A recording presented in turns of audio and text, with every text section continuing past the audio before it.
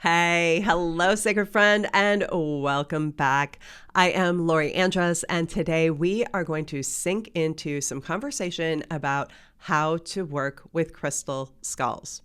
I'm so excited about this episode. I have been playing with my crystal skulls and letting them really guide my sacred play and share with me some really cool practices and things that I think will be helpful and insightful for you and to really map out this episode. So, today is going to be a highly experiential episode. If you have a crystal skull, I invite you to just hit pause, go grab it. And if you don't have one, but you feel like, hey, I want to play along, I'm a little crystal skull curious, let's dive in. Go and grab your favorite crystal or stone and bring it back here. This episode is for you if you have been crystal skull curious, if you have a bunch of crystal skulls, you've been collecting them and wondering, how do I connect a little bit further? Or if you've been working with your crystal skulls for a while and been wondering, how can I go further? What we're going to do today is just really open up that doorway of connection between ourselves and the crystal and stone realms. We're going to sink into some sacred practices, and we're just going to discuss crystals and stones in magical ways again. We're going to play, we're going to have fun, and really sink into some lightness in this episode. We are at the midpoint of the fall season, and there's so many fantastic holidays throughout the world that are celebrating and marking this point in the year.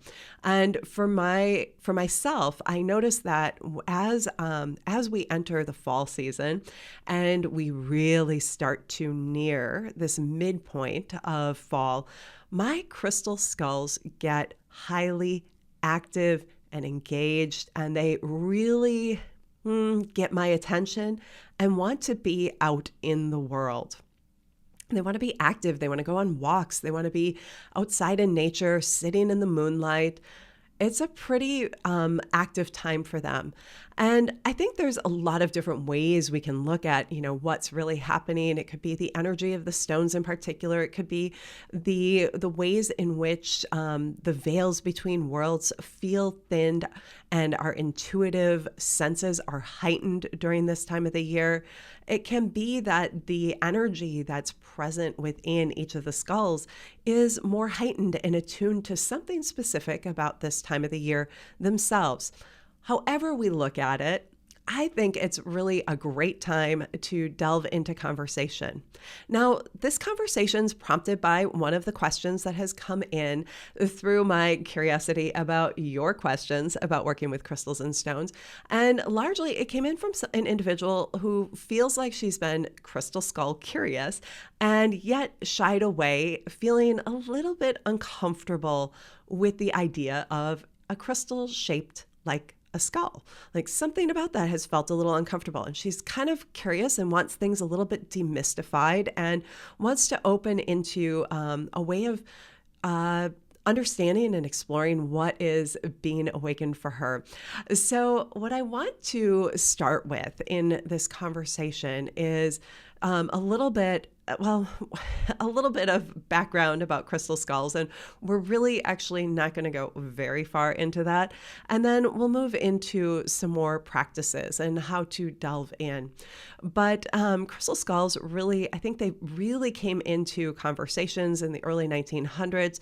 And there are several pieces that are in significant museums around the world. And there's, stories and lore about how they were created, when they were created, how they were found. And a lot of that, there's truth and untruth, and somewhere in the middle is the reality of what they are and what they're about. And at the same time, I think that they awaken something within us, and they awaken this remembrance of ancient times, of other times here on the planet, other experiences throughout the world. And I think there's something that we can really connect with around the energy of the skull shape. I think for some of us, it may be a thing that turns us off, and for others, it is something that attracts us. And it can be that we feel the human-like connection or the quality of that. And I think there's also a piece around life and death. It's this reminder of the impermanence of our own experience, our own journey through life. And during this time, when we look at the midpoint of the fall season, when we're honoring the Day of the Dead, we're honoring our ancestors. I grew up Catholic, and we celebrated All Souls Day and All Saints Day, which really honored all those who've passed in our lives and the ways that their lives and memory lives on. And I think there's something about the skull shape that allows us to connect with that energy and really honor our own life and honor the lives of others. So you can kind of just let yourself connect in with what feels and resonates for you and let go of the rest. I think the most important thing when it comes to working with any spiritual practice, especially when working with the crystals and stones, is really learning to filter what resonates for you and what does not. Let go of the rest and keep what really feels alive and anchored and aligned for you. So as we begin, I know that there's a lot of mythology. We're not going to go there. I feel like that would be an entirely separate episode, and it would really be an in-depth, deep dive. But what I'm going to do is refer you to a book that I found incredibly helpful for myself, because when I started jumping online and watching videos, I felt like I just got so confused and overwhelmed. And I found this book by Judy Hall, who I think is just one of the great writers on the topic of writers, teachers, leaders in the topic of working with crystals and stones. Crystal Skulls, Ancient Tools for Peace, Knowledge, and Enlightenment. She breaks things down in the first section of this book. So the first part is all about the myth, the lore, the history, all of those pieces. And then the second part of the book, she delves into different practices and how to work with the crystals and stones. So working with your crystal skull, that is where we're going to go today. If you haven't already, I want to invite you to just press pause on the audio, go and get your crystal skull. And again, if you are crystal skull curious but don't yet have one and you want to go and grab just a crystal, please go and do that and play along with us. So as we move through this episode, we're going to look at working with our crystal skulls as though it's day one, the very first day that we received our crystal skull. And whether or not, you've had your skull for 10 years or you just got it a week ago, this is a great practice to do on a regular basis. And that is cleansing your skull, like just giving it an energetic refresh. Part of, creating that relationship is allowing all of the other relationships that have been kind of connected and or the energies that have been, infused with your skull, letting them all like unravel and be disconnected so that your bond can form in a clean way, that you can create a clear relationship together. So just beginning with a cleanse. Now this cleanse, depending on the type of stone and what your skull is going to want, I know we're being specific here. What's your skull going to want? Every skull is going to want something different, and we slowly get to know that by trying things and seeing how it responds. So it could be sunlight, moonlight, a good smudge, running it through some incense or the smoke of Palo Santo or sage or some other, form of plant that you have in your area that you can burn and allow the smoke to do a cleansing for your skull. Other things could be like a chime, a bell, a singing bowl, playing the flute. I have one skull that just loves when I play the flute. It lights up. It's energetic. it energetically gets excited or like lights up for me when I'm playing. Another one I have loves when I massage it with oil, like an essential oil. It particularly loves sandalwood. So spending a little time getting to know, what your skull would like. The next thing we want to do is spend a bit of time introducing ourselves to our skull. It's kind of like having a first date with a new friend or someone that you have as a romantic interest. You want to spend time just getting to know each other. No expectations, just simply being together. So take it on a little walk or a coffee date or sit down together during your morning meditation. Invite it into your routine and daily practices without any expectation of anything more than just simply being present with each other. Now, as I'm recording this episode, I'm kind of in the back of my mind also thinking about the skull that I most work with. It is literally sitting on a little shelf beneath my computer screen, and it is just looking right at me. And when I'm working, it is sitting here with me. It likes to be a part of my work. It engages in that way. So I'm just going to actually share it with you. Here he is. The other thing about this guy is that he loves to be outside in nature, especially during the fall. And interestingly, he enjoys it when I take him camping to places where there are like rocky cliffs and shorelines. I know, but those are the places and the adventures that he wants to be a part of. Otherwise, he really enjoys just hanging out in my office and having a special place. So this leads me to the next piece. So the first one is to do a nice cleanse. The second is to introduce yourself, spend a little time together. The third is to give your skull a sacred place, to create a sacred place for it. I shared with you the one enjoys sitting on my right below my computer screen here and loves to work with me. I have another one on a shelf right up there, another little one up there. And then I have a third one that typically sits over my shoulder, but is now right at this moment in a grid, and you'll see that later. But and my fourth one, which is a raven skull, a crystal clear raven skull, is on my medicine staff that I created. So every one of them has a different place or a different role that they're playing in my life, much like many of the crystals and stones that I have. They anchor different types of energy. So tuning in and trying out different places. Where does your skull seem to enjoy being? Where does it feel like it's, this is my space?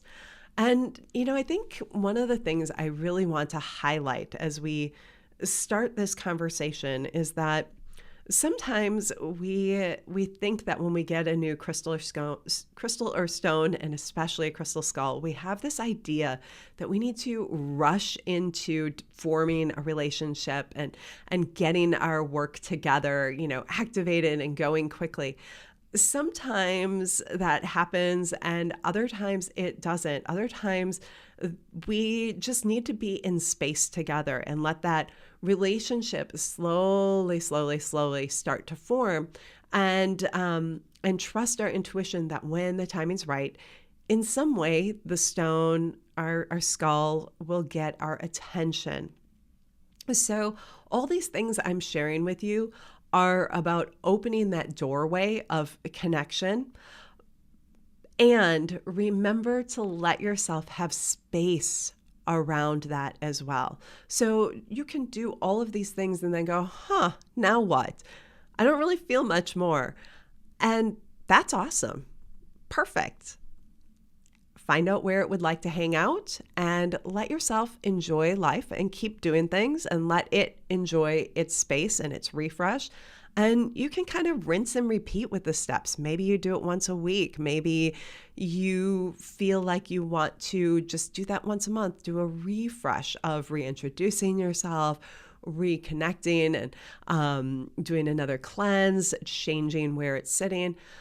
But keep it simple, like really, really keep it simple. I know that we use that phrase, keep it simple, sis, in so many different ways, but this is one of those places where it truly applies. Crystals and stones, their energy works at a very different frequency and at a very different timeline than how we live in our experience of life. And I think for crystals and stones, their sense of time is much more broad or expansive than our quick response, in the moment, in the now sort of vibe that we have going on in our human world right now. They really have a sense of patience and ability to recognize when things are coming together in the right way where they can be of the highest service. And they're patient. They will let life unfold and then let us know when that time is. As we talked about introducing yourself and spending time with your skull and getting to know it, one of the things that I shared was how I have a skull who loves to go camping, loves to be along rocky shorelines, really loves being outdoors in the fall season. I want to encourage you to spend a little time and see what adventures your skulls want to go on with you.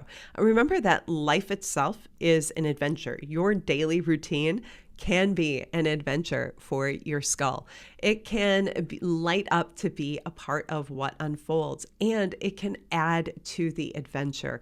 It can prompt you and give intuitive guidance to experience life a little bit differently.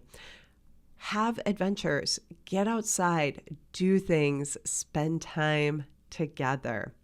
All right, so now that we've talked about kind of all this beginning stuff, once you've kind of moved through all that beginning stuff, here's what comes next. There's this opportunity to bring our crystal skulls into our daily practices and into a deeper level of practice. Now, the first place I want to go is into crystal grids. I think crystal grids are a great way to really amplify and focus in the energy of your skull and what it's supporting you with. And as you spend time working with it, as you get to know it, it's going to offer you some insight around its medicine and what its gifts are and the ways that it can serve your life. And a grid can help to amplify that energy. Now, for those of you who aren't familiar with crystal grids, essentially this is placing other crystals and stones into a star-like formation around your crystal skull. You can use sacred geometry shapes. You can use other sacred symbols that hold a meaning for you and place other stones around the skull in that formation in a way to focus the energy, amplify the energy, and allow your intentions and dreams and hopes and whatnot to be amplified. So as I sat down with my pyrite crystal skull, I got really curious and asked it, what area does it want to support me in? How does it want to, what kind of grid can we create together to really amplify my intention? And we walked around my home and gathered up crystals. It guided me, directed me, and invited me to pull together a really nice collection.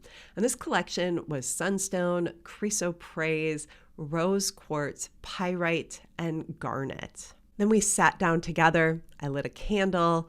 I wrote out my intention, folded that little piece of paper up, and placed it under the skull at the very center of a slab of walnut wood.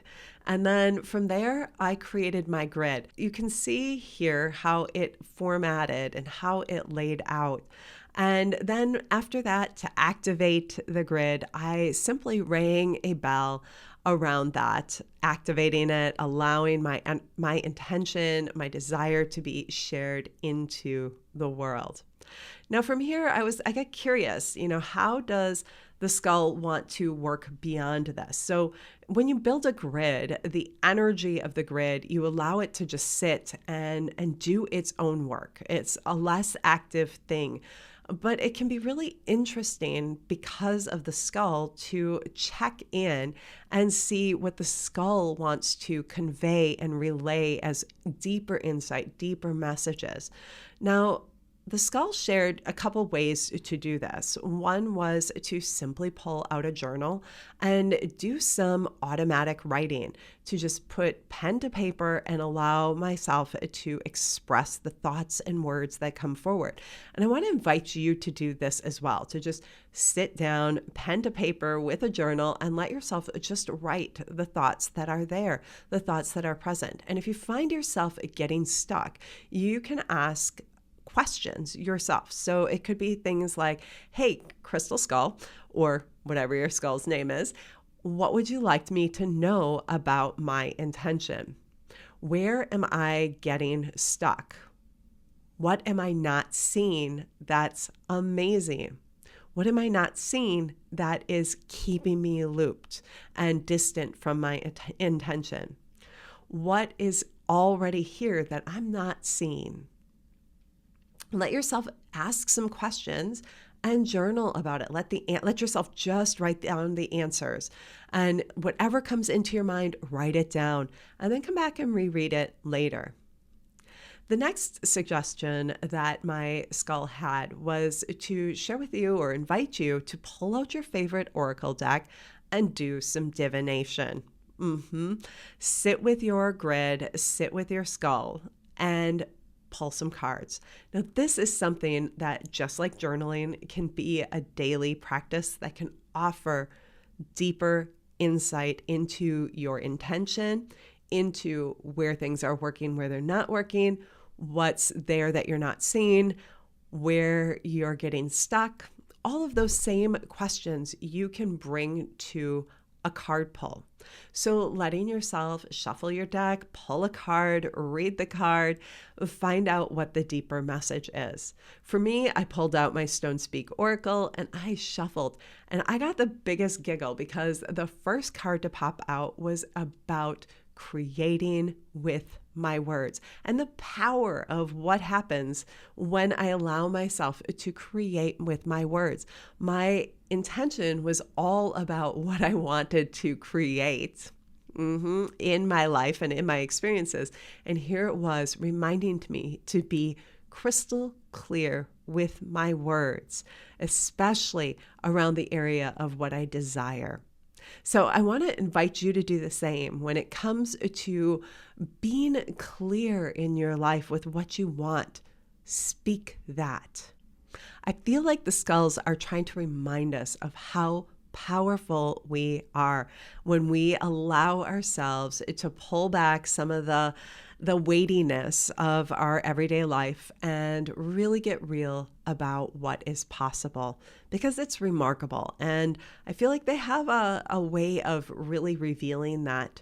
Okay, and then the third way that I feel would be a really great way to take this into a daily practice. So let's imagine you have created your own crystal grid with your skull at the very center, and you've been doing things like automatic writing or journaling. You've spent time with your with pulling oracle cards. Then the third thing you could do is to just simply sink into meditation.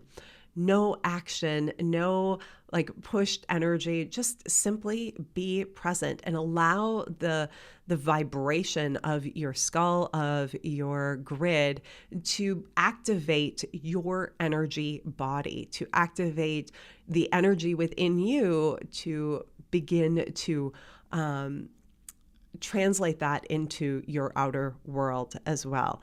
So letting yourself just simply be infused in that energy and in that space. It's a powerful thing to do. As we've been moving through, I want to invite you to spend some time with with a crystal or with your crystal skull and begin to formulate your relationship and notice what begins to unfold in your world. I think that when we sink in and we just begin our connection, things begin to shift and change pretty quickly. And our intuition lights up with insights and guidance pretty rapidly. Spend some time. I'd love to hear what unfolds for you, what experiences you have, what things come through, what messages and insights are awakened within you. Drop them into the comments. I'd love to hear what shows up. And I want to encourage you to spend a bit of time just digging in and getting to know your stones. The relationship that we are building with this realm, with that of the crystals and stones, really opens up our connection with the earth at yet another level. And in the process, allows us to have a deeper connection with self and with all of life, which I think is so important at this time on the planet. I feel like so much of life has pulled away from the natural world. And the way to restore and heal not only ourselves, but the world around us is to return to nature, to return to that connection. And regardless of where you're living or what your world looks like, carrying a stone in your pocket or wearing an adornment that features a stone that has resonance or vibration for you, it's an easy way to begin rebuilding a connection to the natural world and to the naturalness of yourself. And I think that's a beautiful start. It's a potent way to make shifts, changes, and to grow as an individual, to reawaken to the beauty of the world around you. All right. So with that, my sacred friend, I want to thank you for joining me today. And if you have questions, don't hesitate to ask. I'd love to hear those in the comments. I do take time to sink in and see what you have to say. And I also would like to invite you to go a little bit deeper. Head on over to my website. I've created a really great 5-day experience for you that will take you into the process of getting to know your stones on a deeper level. There's a guided meditation and a whole bunch of really cool practices that I think will really open that doorway for you in a beautiful way. So with that, I once again thank you for joining me. I wish you a beautiful day, and as always, shine brightly. Bye for now.